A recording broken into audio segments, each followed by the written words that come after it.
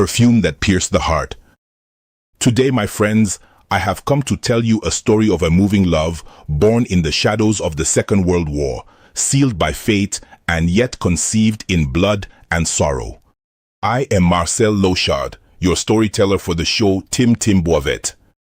Somewhere between the European fronts and the Allied bases set up on the Franco-Italian border, a young soldier and mailman named Manolo served in a French unit responsible for delivering correspondence and coded packages for the government. His mission seemed simple on the surface, but was perilous in reality: to deliver letters from families to soldiers who, sometimes isolated for more than 6 months, had not received the slightest bit of news. Sometimes it was that small piece of life that kept men standing, helping them endure the turmoil of war.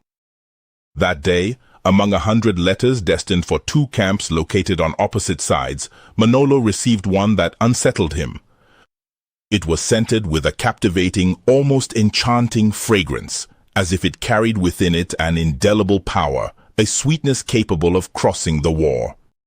It was addressed to a certain Marcel Lochard, sent by Isabelle Vanoli. On his way to Lacroix's camp, a bombing forced Manolo to take refuge in a cave. When he was finally able to come out, the landscape was nothing but a field of ashes. The camp no longer existed. There were no more barracks, no more soldiers, no more voices, no more life. The letter remained without a recipient, but the scent of the perfume remained etched in the young soldier's memory. He caught himself envying that love he had never known, whose very existence he had gradually forgotten over the 2 years of war. Years after the end of the conflict, now an ordinary citizen, Manolo one day took the bus. He sat next to an elegant woman whose perfume took his breath away. It was the same one. The same perfume as the one from the letter. The same one that had once pierced his heart. Driven by a strange emotion, he said to her, "Excuse me, madam. This perfume reminds me of a memory from the war." The woman, surprised, softly asked, "This perfume, how do you know it?" Because that scent was unique. It was a blend of 3 perfumes that she and her fiancé had mixed together, so they could remember each other just by breathing it in.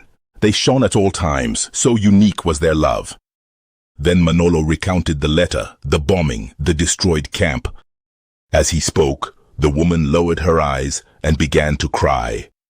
It was Isabelle, the one who had sworn to remain faithful to her missing fiancé, her first and only love.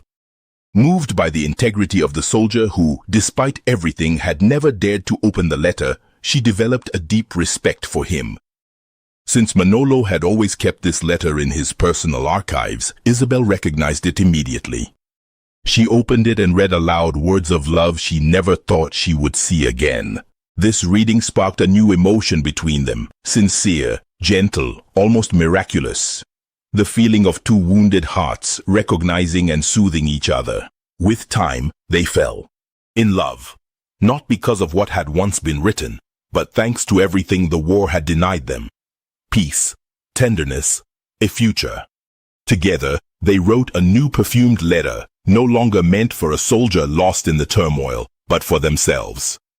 A letter of love, of rebirth, of healing and happiness, which they extended into a family and a peaceful life. Moral lesson: even broken stories carry within them the seed of a new beginning. What war destroys, honesty, loyalty, and kindness can still rebuild. A letter never delivered can still find its way, for true love always ends up reaching the one whose heart is ready to receive it. Thank you for listening to us until now. Keep supporting our podcast series, account designed to delight your happiness. Like, share, and let us know your thoughts so we can serve you better in future accounts. All right, once again, this was Marcel Lochard. Bye. See you next time.